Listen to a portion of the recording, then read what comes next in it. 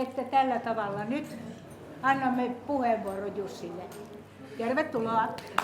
Kiitos. Nyt lähdetään asiaan ja tahdon tämän esitelmän omistaa henkilölle, jonka muotokuva näkyy tuolla. Elikkä ystävällemme edesmenneelle Esko Raipialle. Koska nyt puhutaan henkilöstä, jolla oli aivan valtava tommonen energia ja työteliäisyys ja sitten aivan valtava organisaatiokyky. Ja hän teki niin kuin hyvin montaa eri asiaa ja sitä paitsi Jalmari Finnen isä aloitti Helsingissä sanomalehtien irtonumeromyynnin ja myös junissa ja siitä lähti rautatiekirjakauppa. Ja nyt Esko Raipian isä aloitti sanomalehtien irtonumeromyynnin junassa. Ja tämäkin oli niin kuin yhteistä. Paljon on yhteistä tosiaankin.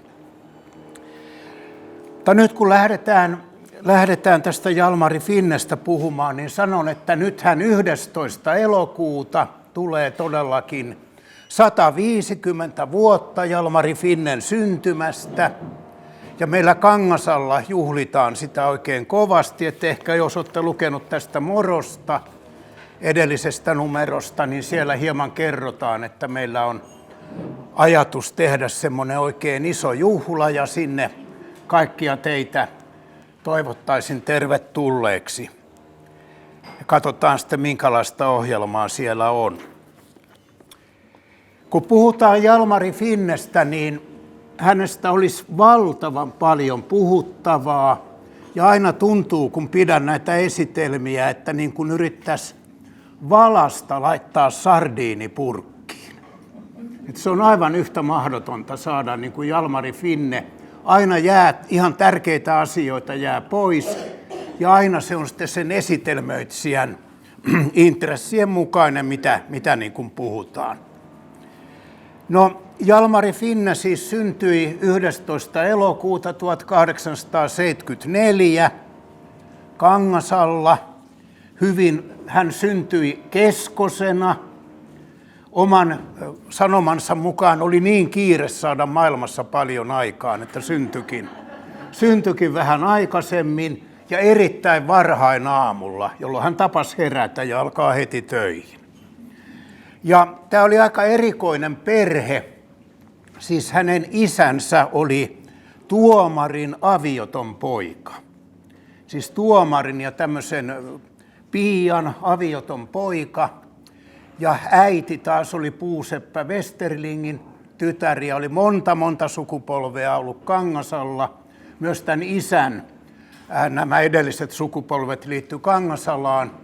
Ja kun Jalmari Finnen isä ja äiti meni naimisiin, isä oli 18 ja äiti 19-vuotias. Ja he sai 12 lasta. Joten Kangasalla tavataan vitsailla, että mitä Jalmari Finnen isä sanoi, kun Jalmari Finne oli syntynyt. Otaksuttavasti, en Finne igen. Joo, että näin paljon nyt.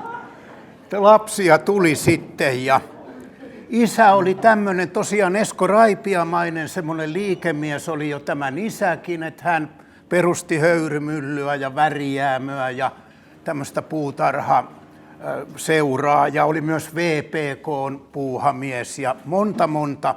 Ja tietysti myös kirjastoa ja kirjakauppaa hommaili monella lailla.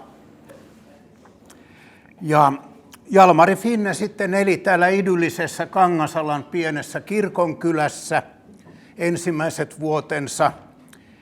Leikki pappia mielellään, että äidin musta esiliina oli papin niin kuin liinana. Ja hän sitten hautasi ja kastoi, mutta kuin enteellisesti, ei mielellään sulhaseksi ruvennut. Eikä sitten myöskään oikeasti sitä tehnyt sitten. Että tämmöinen se oli. Ja Jalmari Finnellä oli tämmöinen kova mielikuvitus. Hän ajatteli, että on olemassa semmoinen kultamaa, jossa ihmiset osaavat lentää ja kaikki on kultaa ja kaikki on hienoa. Ja hän kertoi sitä kaikille, jotka kuuli. Kerran tuli Tampereelta joitain opiskelijoita tai mitä olisi ollut. Ne alkoivat nauraa hänelle. Ja tämä ajatteli, että hän monta kertaa on kertonut tämmöisiä haaveita ja ihmiset nauraa niille. No sitten hän myös meni kansakouluun sitten ja oli siellä semmoinen sitten kuvaelma kuin Väinämöisen ja Joukahaisen kaksintaistelu. Ja siihen tehtiin oikein hienot miekat ja Jalmari Finne oli tietysti se Joukahainen. Ja hän sanoi, että silloin hän tiesi, että hänestä tulee taiteilija. Kun hän oli siinä ja yleisö, hän niin kuin hurmioitui siitä. Mutta toisaalta totesi, että monta kertaa myöhemminkin hänet on laulettu suohon, kun hän on sitten elämän taisteluun niin kuin tullut. Että tämmöinen oli se. Ja 1885, jolloin Jalmari Finne täytti 11 vuotta, niin tämä isä koki semmoisen haaksirikon, hänen nämä bisneksensä menivät vähän pieleen ja perhe joutui muuttamaan Helsinkiin. Ja ilmeisesti junalla. Ja se junamatka silloin sehän oli hirvittävän nopea, tai ihmiset koki sen 6 tuntia 7 minuuttia Tampere-Helsinki. Joo, että näin kovaa vauhtia sitten lähdettiin. Ja isä tosiaan siellä Helsingissä, niin kuin sanottu, että sai tämmöisen liiketoimen, josta rautatiekirjakauppa tosiaan on kehittynyt ja siellä sitten tämä perhe oli. Ja nyt jos ajatellaan, Jalmari Finne kävi Norssi, tämmöistä normaalilyseota, ja se oli hyvin tärkeä tämmöinen poikakoulu hänelle sitten koko elämänsä loppuun, muistot siitä. Ja sitten hän jo hyvin varhain tutustui 2 kirjailijaan, jotka tuli olemaan hänelle ratkaisevan tärkeitä koko elämän ajan. Ja suoraan sanottuna, jotka kyllä huomaa, kun hänen teoksiaan lukee, niin se voi arvata, ketkä ne on. Ja nehän on tietysti William Shakespeare ja Aleksis Kivi. Ne on Nummisuutarit. Ja nyt Jalmari Finne pienenä, niin hän kopioi koko Nummisuutarit, kopioi itselleen. Ja kyllä sen kun lukee koko tätä valtavaa tuotantoa, mitä nyt ei voi ollenkaan kaikkia selittää, niin hyvin usein suorastaan tulee, että toi on kyllä nyt Kiven Nummisuutareista ja tämä on Shakespearen siitä ja tämä on tästä. Aika paljon, mutta sillä tavalla näin. Et sitten Jalmari Finne sitten siinä opiskeli, tietysti oli aika hyvä, ahkera koululainen. Sitten hänelle tuli se elämän semmoinen suuri kriisi, mistä on vähemmän puhuttu, että nyt voidaan jo nykyään puhua siitä. Eli sitten hän nuorukaisena huomasi, että hänen tämmöinen eroottinen suuntautumisensa ei ole valtaväestön mukainen. Ja se oli hänelle erittäin ankara niin kuin semmoinen asia, että kuinka, siis kun sehän käsiteltiin, että se oli lääketieteelliseltä kannalta siis sairaus, juridiselta kannalta rikos ja uskonnolliselta kannalta synti. Että mitä tekee, että hän oli hyvin ja oikeastaan voi sanoa, että jos lukee tätä koko tuotantoa, niin siinähän oli yritys päästä niin sanotusti tavalliseksi. Hän oli tietojeni mukaan 4 kertaa kihloissa.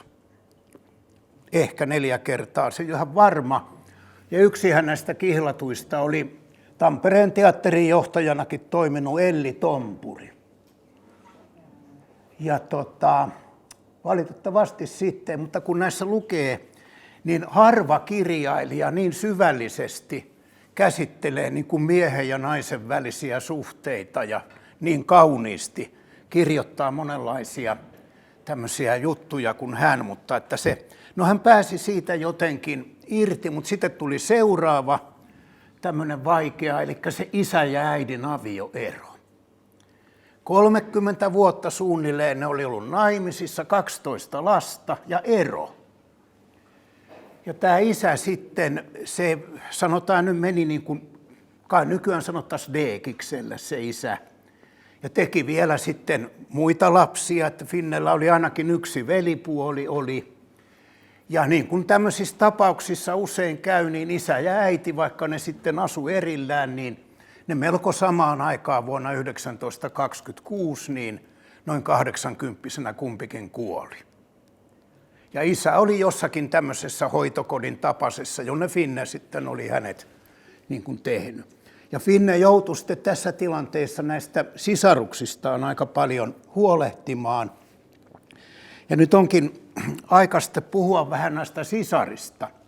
Hänellä oli noin 8 vuotta itseään vanhempi sisar nimeltä Olga.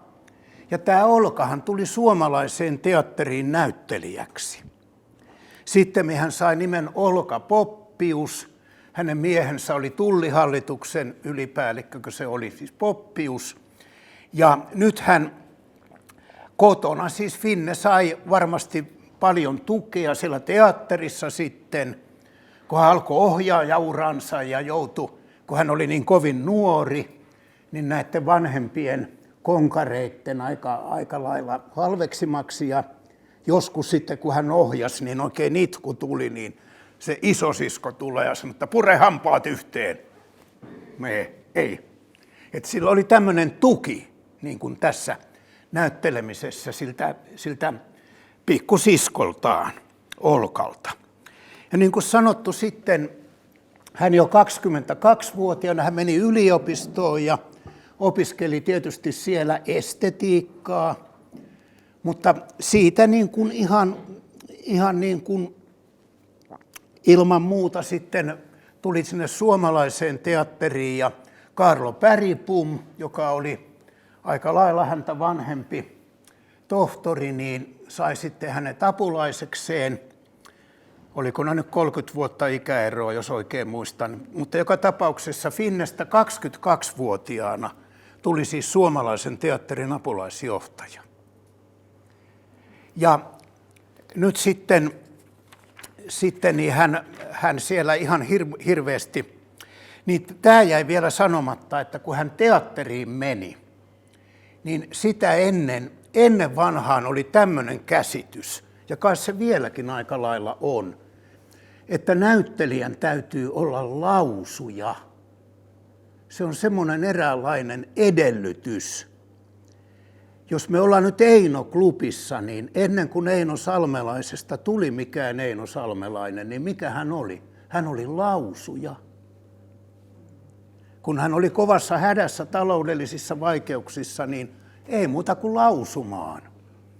Ja näin ollen oli se käsitys, tämä Olga Poppius opetti lausumista, ja Jalmari Finne sitten otti, hänellä oli muitakin opettajia sitten. Mutta tässä tulee semmoinen, että se oli hänelle, niin kuin, ja tietysti Elli Tompuri, hänen sitten tämä morsiamensa, hän sitten oli kova lausuja.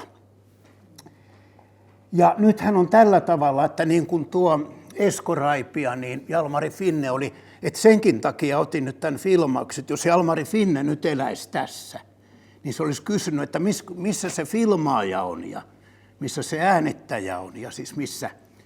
Että kun hän oli tekniikasta hirveän innostunut, hän teki näitä sähköisiä juttuja, toi itse asiassa sähkövalon oikein kunnolla teatteriin. Se Bergbom, kun näki, että sähköjohdot tulee, niin se Bergbom tuli äkkiä suoristaan, että se sähkö mahtuu niin kuin tuleen sieltä. Ja tajunnut sitä ollenkaan, niin kuin, että mistä siinä on kyse, mutta Finnellä oli tämä ja niinpä sitten, kun tuli tämä aika aikanaan, että ihminen saattoi kuulla oman äänensä, siis tuli radio, tuli äänitys, niin totta kai Finne sitten halusi kuulla sen oman äänensä. Ja nythän on näin onnettomasti, että ihmisethän yleensä ei tunne omaa. Jos te muistatte pikkulapsena, kun te olette ensimmäisen kerran kuulleet joltakin kelanauhurilta oman äänenne, niin ei sitä tunne ollenkaan.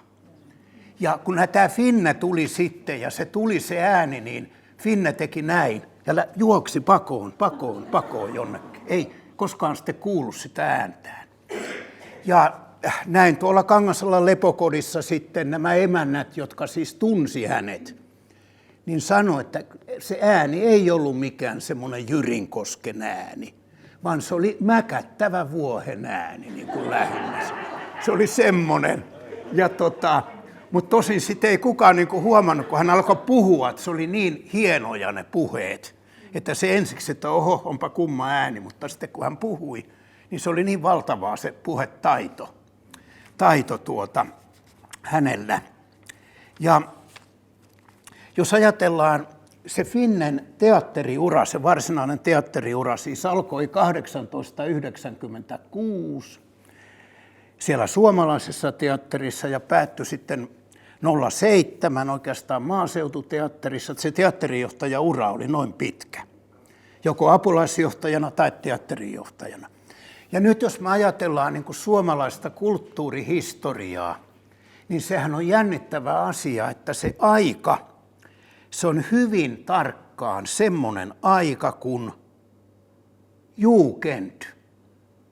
Jos te ajattelette, kaikilla meillä kai on jonkinlainen mielikuva, että mitä tarkoittaa Jugend. Tamperehan on täynnä siis hienoja Jugend-rakennuksia. Ja Jugendissa, ja samalla se on niin kuin suomalaisen taiteen kulta-aika, eikö niin? Ja sitten sortokausi, että Venäjän vallan sortoa vastaan käy. Ja nyt tämä Jugend, se tarkoittaa suomeksi nuoriso. Ja ne oli ne Jugend-taiteilijat kaikilla aloilla. Ne oli erittäin nuoria, hämmästyttävän nuoria. Jos me ajatellaan näitä Tampereen hienoja Jugend-taloja, niin ne on hyvin nuorten poikien ja myös tyttöjen, siis Viivi Lönnin suunnittelemia. Tuossa meillä on tuon Jugendin valtava monumentti, tuo Tuomiokirkko. Kuvitelkaa, kun se valmistui 1907. Ja totta kai ne tekijät, siis Hugo Simperi, Lars Sonck, Walter Jung ja Magnus Henkel, oli monta vuotta aikaisemmin jo tehnyt. Kun se valmistui näistä 4 tekijästä, kukaan ei ollut ylittänyt 37 vuotta. Ne oli hirvittävän nuoria. Nyt jos ajattelee, Eino Leino tekee 25-vuotiaana jotain helkavirsiä ja kaikki nämä, niin Jalmari Finne siis 22-vuotiaana lähtee ja hän itse totesi, että tänä Kansallisteatterin, hän itse muuten keksi sen nimen Kansallisteatteri. Hän keksi sen, että se oli ennen suomalainen teatteri, sitä nyt Kansallisteatteri. Niin voi sanoa, että se on semmoinen Jugend-kausi ja keskellä sitä kautta kohoaa tämmöinen kansallisromanttinen Jugend-rakennus, eli nykyinen Kansallisteatterin, tämä Onni Tarjanteen tekemä 1902, Jugendlinnake. Ja sitähän pidettiin silloin siis pahimpaan sortoaikaan. Venäläiset sortajat, vallanpitäjät, halusi vähän niin kuin estää, tulee joku protestitilaisuus, kun valtava kuoro, valtava näytelmä, J.H. Erkon Pohjolan häät, että estetäänpä. Ja ne venäläiset sanoivat, että täällä on niin huono paloturvallisuus, että ei voi, kaikkia tämmöisiä. No Finne heti sitten ottaa yhteyttä vesijohtoliikkeeseen ja laitetaan semmoisetkin letkut, että varmasti on. Että 27-vuotias Jalmari Finne siis järjesti sen Kansallisteatteri, jonka hän oli nimennyt siis Kansallisteatteriksi, tämän Jugendlinnakkeen käyttönä. Hän oli niin kuin semmoinen nuori Daavid, joka käy sitä Venäjän valtavaa Koljattia vastaan. Ja kuinka hän kruunasi tämän voittonsa. Kenraalikuvernööri Poprikovia ei kutsuttu avajaisia, se olisi tahtonut sinne, että otti päähän. Että se oli finnemäistä niin kuin tämmöinen. Ja nythän siis puhuin näistä nuorista ihmisistä, niin oli tämmöinen nuori kuvataiteilija tyttö, siis 3 vuotta vielä Finneä nuorempi. Ja hän hyvin nuorena sitten, hänestä tuli ei ole vieläkään oikein tarpeeksi tunnettu, että hän oli taidegraafikko, taideteollisuuden kanssa tekemisissä, kuvittaja, jonkin verran myös teatteriohjaaja, näyttelijä, kirjoittaja. Ja hän tämän Jugend-aikana opiskeli 1905-6, eli keskellä tätä Jugend-aikaa Englannissa oikein stipendin kanssa Arts and Crafts. Se on semmoinen englannin, Jugendien Jugend. Ja siellä tämä nuori tyttö sitten opiskeli sitä. Ja nyt kysyn teiltä arvotuksen, kuka tämän nuoren tytön veli mahtoi olla? No se oli Jalmari Finne. Oli kyse Hilkka Finne, oikeastaan Hilja Finne, mutta Jalmari Finne, meidän leikessä se aina oli punahilkka, niin olkoon nyt sitten Hilkka. Niin se oli Hilkka sen jälkeen. Hilkka Finne että näin tämä Jugend siis oli myös tässä perheessä. Ja myös sitten tämä Olka Poppius oli siis näyttelijä ja myös pikkusisko Tyyne oli siis, kun Jalmari Finne sanoi, että tämä pitkä ohjaajaura siellä Kansallisteatterissa, suomalaisessa teatterissa, niin hänellä oli yksi ainoa todellinen voitto. Yksi ainoa. Ja se oli Gerhard Hauptmannin Hannele, jonka hän ohjasi 23-vuotiaana. Sanoi, että ei sen jälkeen parempaa niin kuin tullut. Se on sitä Jugendia just. Se on tätä. Siinä oli hänen 16-vuotias Tyyne, sisarensa oli enkelinä siinä sitten tässä ja näin poispäin. No nyt tässä Jugend-hommassa oli semmoinen, no yleensä, jos ajattelee yleensä tätä, mitä ihmiskunta on saanut, näitä suuria saavutuksia, jos katsotte, niin nehän ylipäänsä on hämmästyttävän nuorena tehtyjä. Siis mestariteokset on hämmästyttävän nuorena, ja meillähän on tämmöinen perspektiiviharha, että jos sanotaan, että joo, tämä kirjailija sai 30-vuotiaana tämän kirjan valmiiksi, mutta se on usein jo 25-vuotiaana, se on jossakin kustantajan lokeroissa ollut se 5 vuotta monta kertaa. Että se on vieläkin nuorempana, mitä nämä saavutukset yleensä on, ja puhumattakaan sitten Jugend-aikana. Ja sehän tämä oli, että nämä Jugend-mestarit, sanotaan vaikka Heikki Tiitola, joka oli 8 päivää vanhempi kuin Jalmari Finne, hänen hyvä ystävänsä. Todellisuudessa hän oli rakennusmestari, tai siis muodollisesti rakennusmestari, mutta todellisuudessa Jugend-arkkitehti, jonka hienoja töitä Tampereella on siis toi Tampereen Pantti, Osusen talo ja VPK. Niin hänelläkin todetaan, että ei se sen Jugend, ei ne niin hyviä ole sitten sen jälkeen. Joku kilometritalo, missä kai asuittekin, niin ei ne niin hyviä ole. Ja monta kertaa nyt Finne tiesi tämän, se aavisti tämän. Ja hyvin nuorana ne sanoi, että kyllä se luovuus viimeistään 40-vuotiaana alkaa hävitä, että mitäs hän tekee sitten, kun hän 40 täyttää. Täytyy keksiä joku, että jotain työtä on. Sukututkimus. Ei se vaadi niin hirveästi mitään. Vaatii hirveätä työteliäisyyttä vaan ja järjestelykykyä, mutta ei sitä luovuutta. No pikkusen väärässä hän ajatteli, että ei hän nyt mitään mainittavaa enää siis 40-vuotiaana voisi saada aikaan. No mitäs hän 40-vuotiaana ja just 40-vuotiaana sai aikaan? No yksi semmoinen herrasväki. Nyt sitten ilmestyi 40-vuotiaana, että ei se ehkä ihan pitänyt paikkansa, mutta tämä hänellä oli.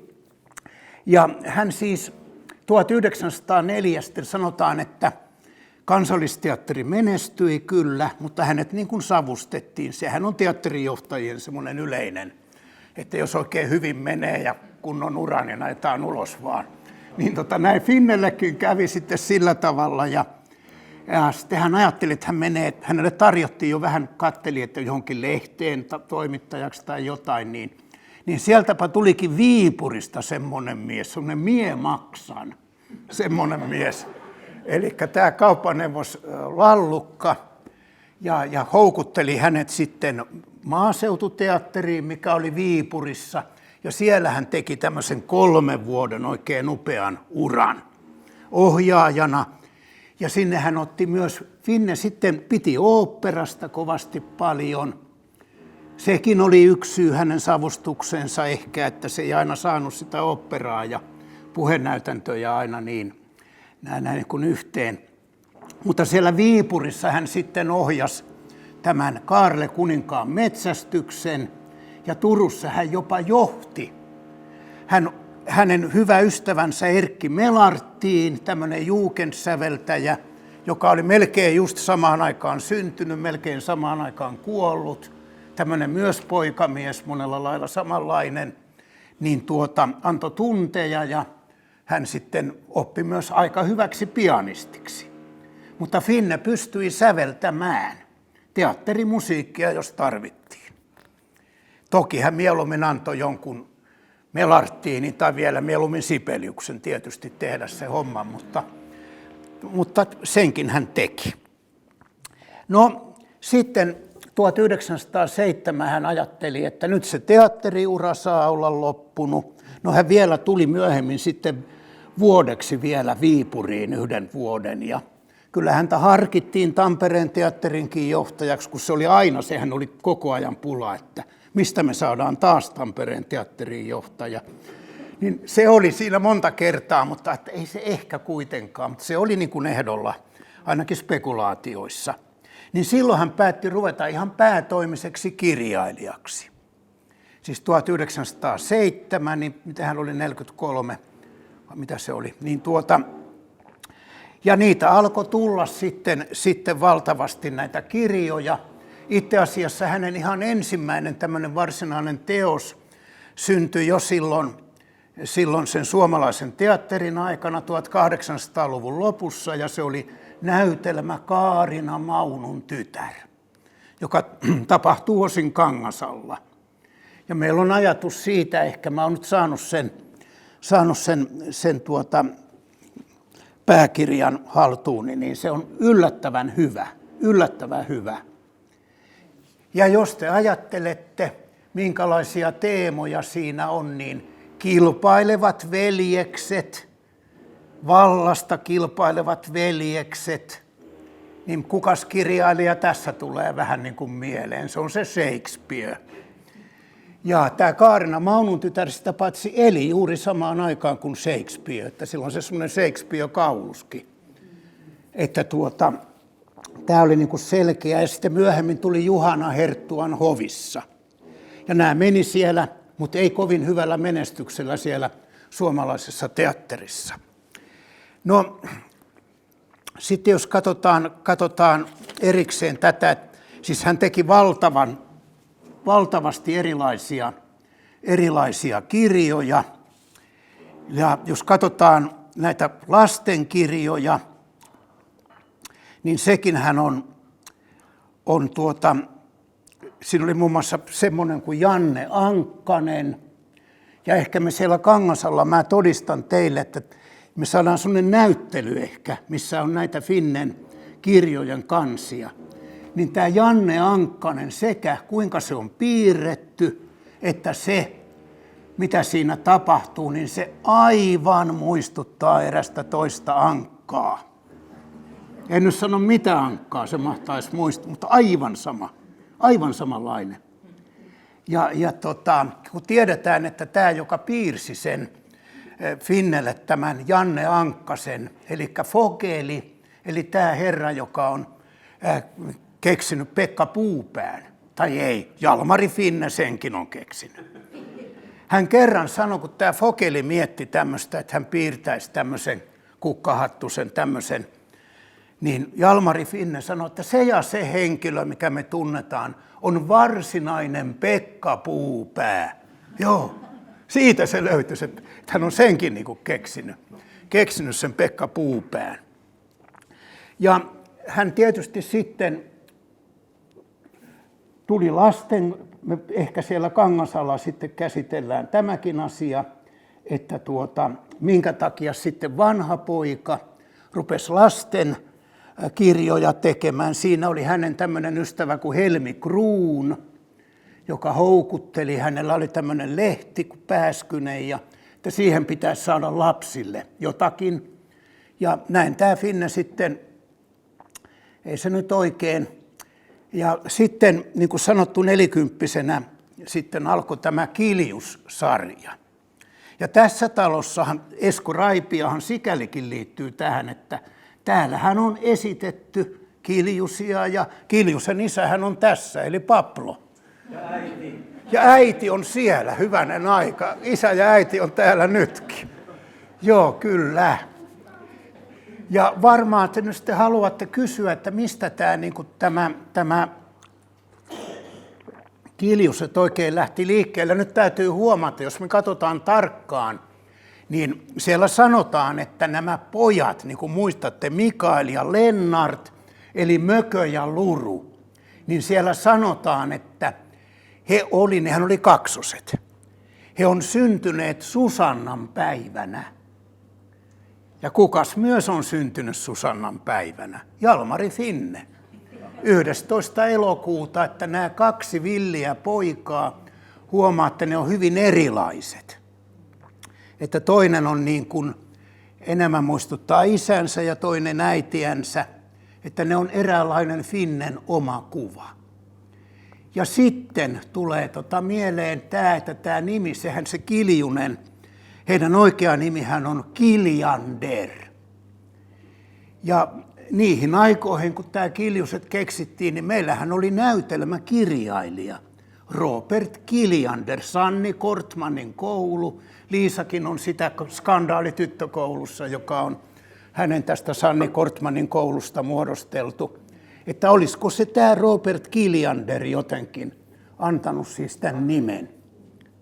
Se on ihan...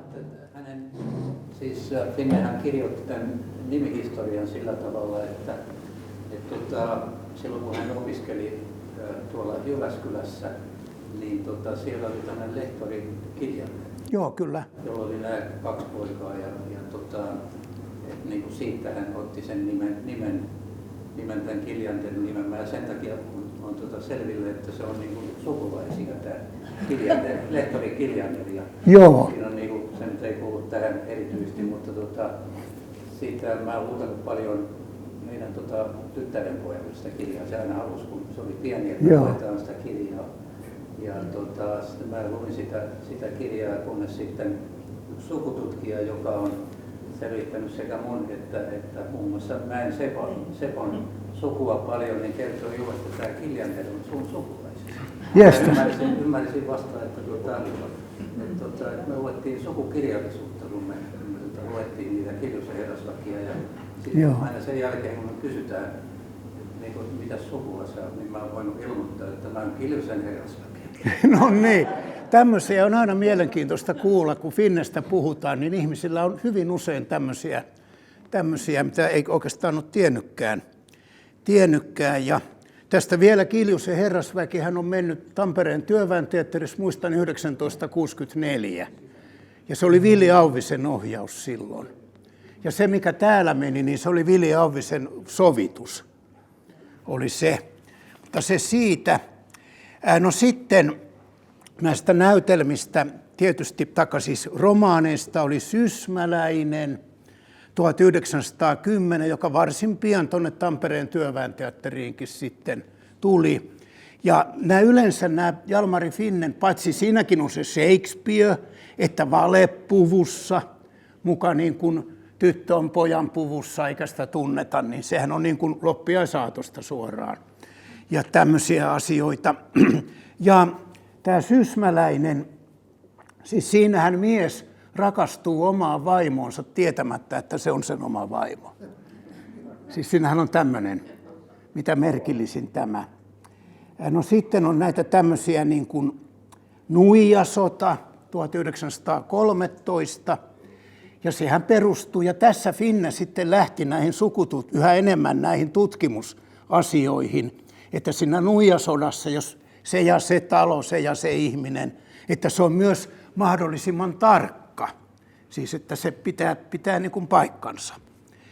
Ja sehän myös osittain tapahtuu tapahtuu tuolla Kangasalla. Ja siinähän kuningatar Kaarina Maunun tytär sitten oikein ilmestyy sitten näille nuijamiehille. Ja siinä jotenkin sanotaan, että kun se tulee, että se on semmoinen vanha, harmaa, tukkanen, arvokas, mitä se oli 46-vuotias. Oikeasti, sieltä ilmestyy näin. Ja meillähän on nyt tarkoitus sitten, mä voin jo tässä sanoa, että meillä on tarkoitus pitää siellä Kangasalan lepokodissa tämmöinen tilaisuus. Ja sinne me ehkä saadaan Kaarina Maunun tytär, siis ihan oikeissa puvuissa. Ja Jalmari Finne jollakin lailla. Me tehdään tämmöinen pieni näytelmä sinne. Että tervetuloa. Ehkä teiltä saa vielä apua siihen, katsotaan nytten.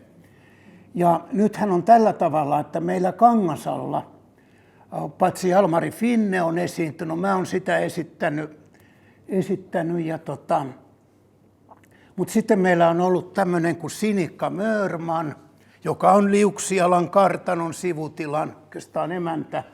Ja hän pukeutuu siis aivan kerta kaikkiaan. On sen Kaarina Maunun tyttären näköinen, aivan kerrassaan. Ja me ollaan joskus oltu sillä esiintymässä, että ollaan aivan tuommoisessa päiväkodissa, missä on pieniä päiväkotinatiaisia, niin ne on luullut, että se on kun mä siellä sanoin, kun mä olin mukana niin kuin Jalmari Finne, että hei, että mä olin vuonna 1880 teidän ikäinen. Kuinka vanha sä oot? No sitten tämä kuningatar ilmestyi siihen, niin nehän luuli ihan tosissaan, että se on oikea kuningatar.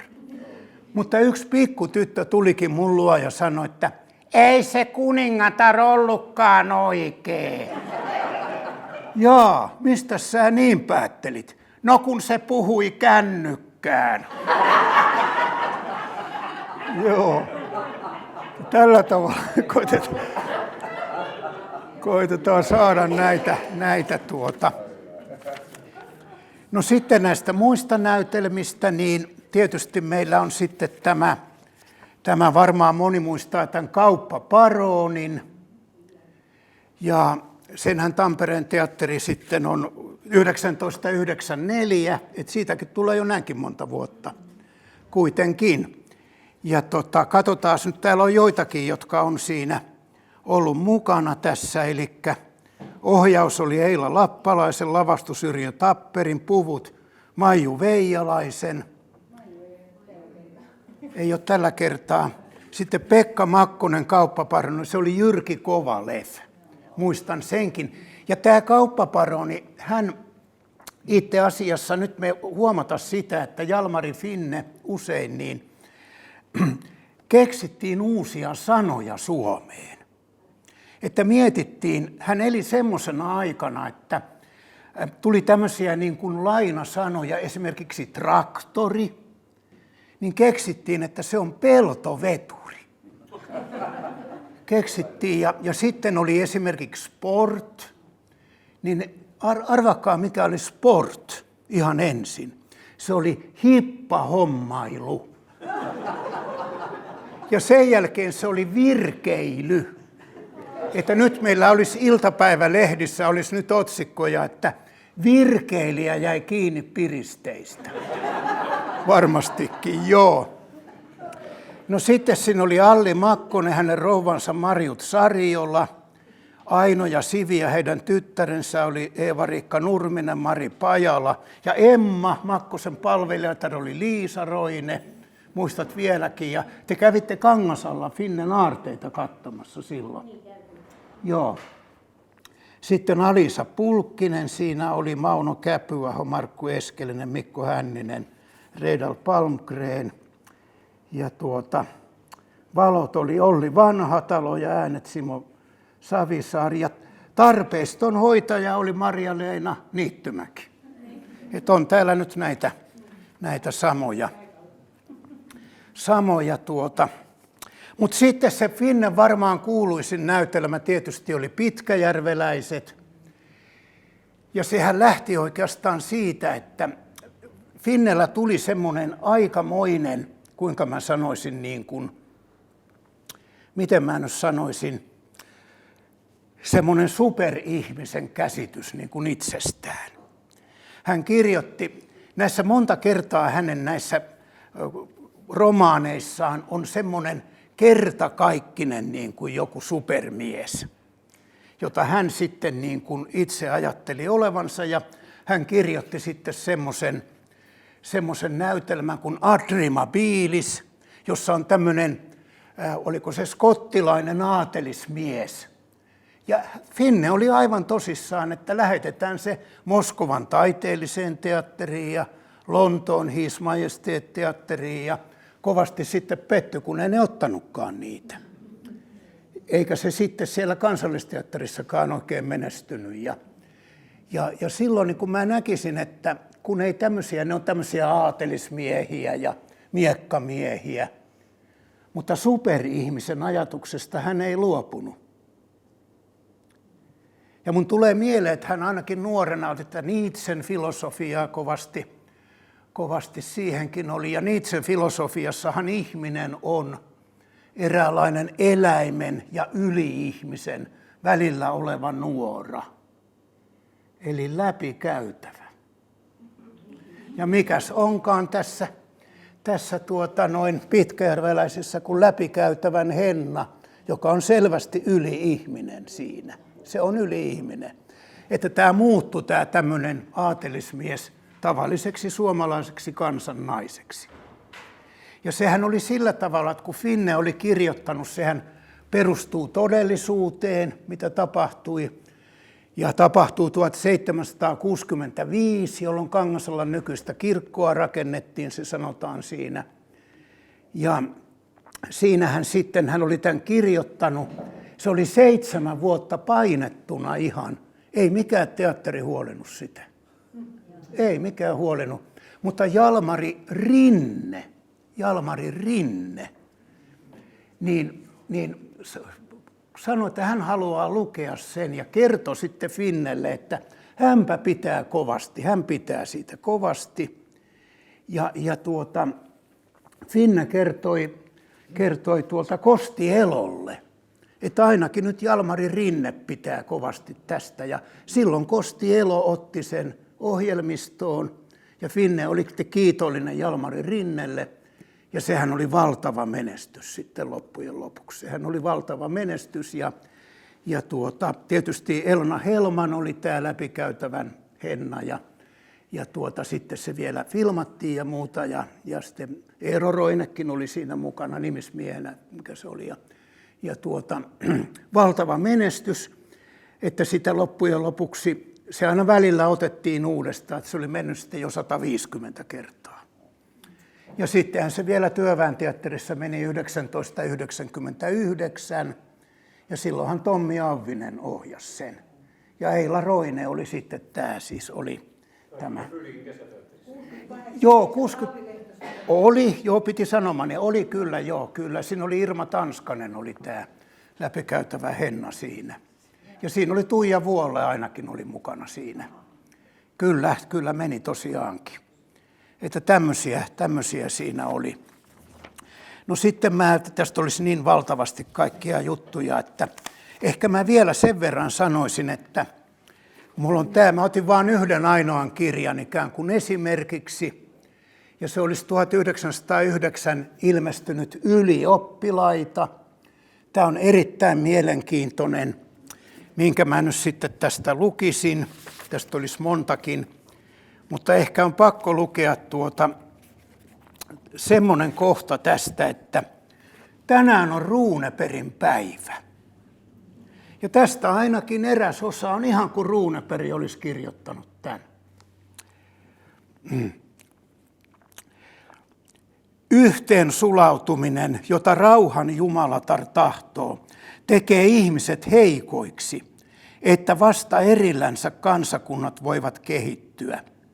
Ja tuollaisessa lapsessa, jota uneen ei viihdytetä kehtolauluilla, vaan sotatarinoilla, joka herää leikkiäkseen aseilla eikä kukkasilla, tuollaisessa herää suurena ja voimakkaana kansallisuustunne.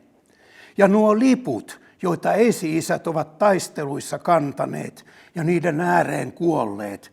Ne tulevat uudelle polvelle pyhiksi kuin Herran huoneen alttarivaate, kauniksi kuin taivaan kuulakka kirkkaus ja näin poispäin. Että se oli ihan niin kuin Runeberg olisi kirjoittanut. Ja sitten tässä on Finnen oma kuva.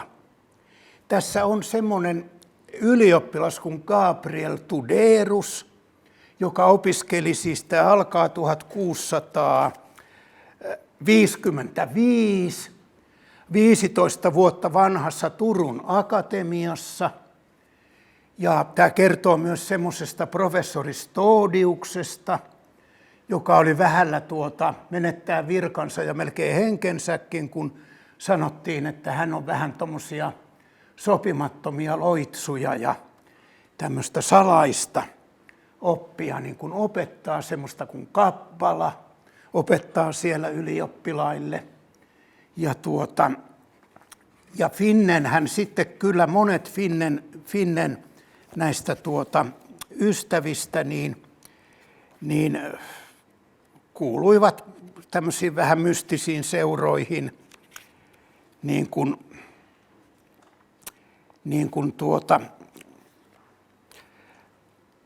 minä olen ajatellut niin paljon näinä viimeisinä aikoina, sanoo tässä kuoleva ylioppilas. Ja minä olen alkanut uskoa, että minä jo ennen olen ollut täällä ja että minä jälleen palaan. Että jos nyt kuolen, niin olen lopettanut sen, mikä minulle tässä muodossa on mahdollista. Ja että minä palaan takaisin ja jatkan tästä. Että tämmöisiäkin täällä niin kuin on mielenkiintoisia. Mutta sitten tämä Gabriel Tuderus on siis todella elänyt. Hän oli kirkkoherra. Ja tämähän on kummallista, että nämä opiskelijat, jotka on tässä, niin nehän opiskelee teologiaa. Ja ne on aivan valtavia ryyppyveikkoja.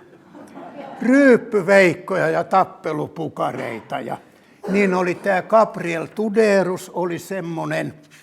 Mutta Gabriel Tuderusta Finnen mukaan, niin hän lopuksi sitten, kun hän aina välillä sitten joutui keskeyttämään opintonsa ja joutui sinne karsseriin ja muuta, niin hänestä sitten tuli Kuusamon kirkkoherra ja Alatornionkin, ja hän ryhtyi kääntämään lappalaisia kristinuskoon. Ja erittäin kovalla kädellä, erittäin kovalla. Ja tuolla pohjoisessa hänen runoilijan lahjansa puhkesivat esiin. Ja hänestä tuli se mies, jonka aloitteesta suomenkielinen taiderunous ensin alkoi oraalle nousta. Ja tämähän oli aika ihmeellinen juttu. Ja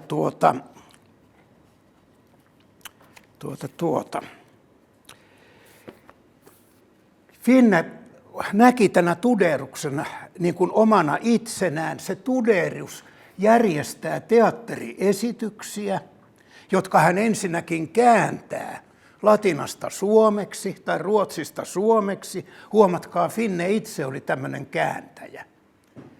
Ja nämä ylioppilaat tekijät on aivan ratkiriemukas, että millainen silloin 1655, vaikea sanoa kuinka sitten historiallisesti todenperäinen tämä on. Että kun talvimarkkinoiden aika läheni, niin oivallinen, he panivat toimeen näytännön, johon markkinaväki maksua vastaan pääsee. Oivallinen oli tuuma kaikkien mielestä, ja sen toteuttamista pitivät kaikki välttämättöminä, koska se oli se rehellinen keino, jonka avulla he pääsisivät rahapulastaan. Latinan kielellä näytelmiä tavallisesti esitettiin, useasti myös ruotsiksi, mutta olihan jo 6 vuotta sitten yliopistolla suomeksikin näytelty. Gabriel Tuderus suostui kirjoittamaan näytelmän. Kauan pojat pohtivat, mikä aihe olisi parhaan ja sopivin, Daavid ja Koljat vai Susanna kylvyssä. Ja lopulta päädyttiin siihen, että Tuhlaaja poika. Joo. Kaikkien mielestä olisi Sundelius, siis yksi opiskelija, ollut elämänsä ja tapojensa puolesta sopivin tuhlaaja pojaksi, mutta kun hänen hahmonsa oli liian kukoistava, eikä mitenkään voinut ajatellakaan hänen nälkää nähneen, otettiin Magnus Ringius siksi. Hän sanoikin jo ennestään olevansa tottunut sikojen kanssa seurustelemaan. Kuka olisi paholainen, jonka läsnäolo jokaisessa näytelmässä olisi välttämätön? Pitkän miettimisen jälkeen havaittiin eräs hiljainen ja murheellinen nuorukainen. Paholaisen osaan teki hänet sopivaksi hänen ulkomuotonsa, sillä taivas oli antanut hänelle naaman, joka kerrassaan johti mieleen pirun.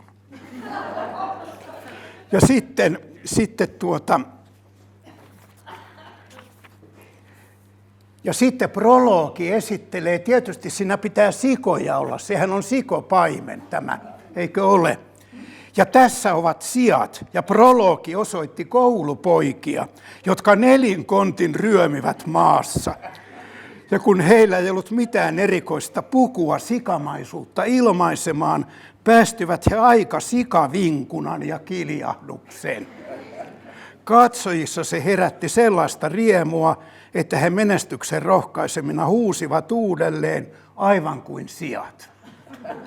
Eli tämmöinen oli, ja tässä sitten tulee paholainen, siellä tehdään kaikkia efektejä, että poltetaan roskia, että tulee savua ja paholainen ilmestyy ja naiset kiljuu siellä. Ja sitten tyytyväisenä poistuivat katsojat ja moni mietti, miten paljon sentään ylioppilaat saavat taistella sielun vihollista ja sen moninaisia juonia vastaan. Suurilla juomingeilla ylioppilaat lopettivat sen illan. Se oli senkin ajan, siis sen ajan tapa. Eli tämmöisen, ja tämmöiseen hän samaistui, tämmöiseen hahmoon. Ja sitten täytyy sanoa näistä loppuajoista sitten sen verran, että voisi vaikka kuinka paljon sitten kertoa. 32 vuonna Finne teki viimeisen niin kuin painetun teoksensa. Ja siinä oli muun muassa tämmöinen sammuva valo, että ruotsinkielinen sivistyneistö. Tässäkin on paljon suomen kieltä, pitäisi käyttää ja tämmöistä ja tämmöistä. No, kuitenkin Finne sitten viimeisinä vuosina tullaan vuoteen 1932. Ja olen tässä huomannut, että kuvitelkaa, että esimerkiksi vuonna 1932 Tampereen, siis Työväenteatterissa ja Tampereen teatterissa yhteensä meni 4 Finnen kirjoittamaa näytelmää. 1 vuoden aikana. Siinä meni tämä Pitkäjärveläiset Työväenteatterissa, mikä oli valtavan suosittu. Meni Sysmäläinen, joka oli siis romaanista muodosteltu. Sitten meni vielä Suutarin tyttäret. Ja Tampereen teatterissa vielä Maria Kristiina. Ja tämän lisäksi Jalmari Finne ohjasi Työväenteatteriin. Nummisuutarit, yllätys, yllätys. Että semmoinen. Ja aivan valtavasti, että monet mitä Tampereella esitettiin, oli hänen suomentamiaan. Ja hän myös ohjasi, hän joskus sitten näytteli. Ja sanotaan nyt aina, että jos on joku Kosti Elo tosiaan, niin kyllä ne sanoo, että on paljon, mitä he on Jalmari Finneltä oppineet. Paljon. Ja siellä, kun meillä nyt on tämmöinen tilaisuus, mitä nyt tässä ruvetaan tekemään niin anteeksi mun ääneni on vähän huono, mutta no, se on myös isän perua. Niin Jalmari Finne ehkä viimeinen 11 elinvuotta, hän aika paljon oli siellä Kangasalan lepokodissa. Ja siellä hän oli 3 sisarta, jotka olisi juuri sopinut hänen tyttärikseen, noin iältään. Eli 30 vuotta häntä nuorempi Martta Aarnikotka, ja ne otti paljon tästä Finnestä kyllä mallia. että Martta Aarnikotkakin monta asiaa niin kuin teki, niin kuin Jalmari Finnekin, monenmoisia asioita. Ja sitten lopuksi vielä, nyt se taitaa kohta loppua, niin mä sanon vielä, että aivan viime vuosinaan niin on aika hämmästyttävä. Mä katsoin Jalmari Rinne, niin hänen muistelmissaan, että aivan siellä viime vuosinaan Jalmari Finne alkoi erittäin paljon käyttää alkoholia.